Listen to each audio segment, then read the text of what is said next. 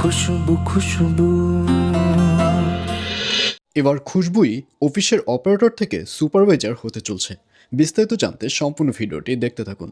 আসসালামু আলাইকুম প্রিয় দর্শক, সবার কি অবস্থা? হাজির হয়ে গেলাম দীপ্ত টিভি নিবেদিত খুশবু নাটকের 92তম পর্বে কী সব ঘটতে চলছে তার অগ্রিম খবর নিয়ে।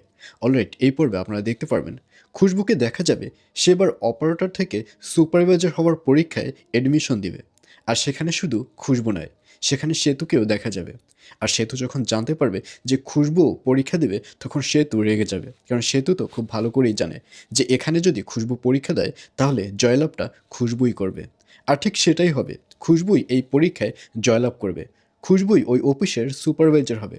আর ঠিক তখনই সেতু এবং খুশবুর মধ্যে একটা ডাকুমড়োর সম্পর্কের সৃষ্টি হবে। আর অন্যদিকে মিলার মার সাথে মিলার জামাই অর্থাৎ শাকিলের হাড্ডাহাড্ডি লড়াই লেগে যাবে, কারণ মিলার মাকে দেখা যাবে সে মিলাকে সম্পত্তি দিতে চাইবে না।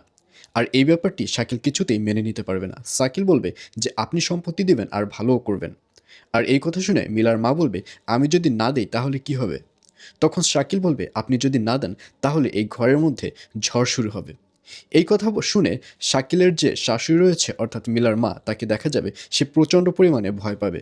এবং যখন ওখানে রিশাদ আসবে তখন রিশাদের কাছে সব কিছু খুলে বলবে যে আজকে রিশাদের যে দুলাভাই রয়েছে শাকিল, সে রিশাদের মায়ের সাথে বাজে ব্যবহার করেছে।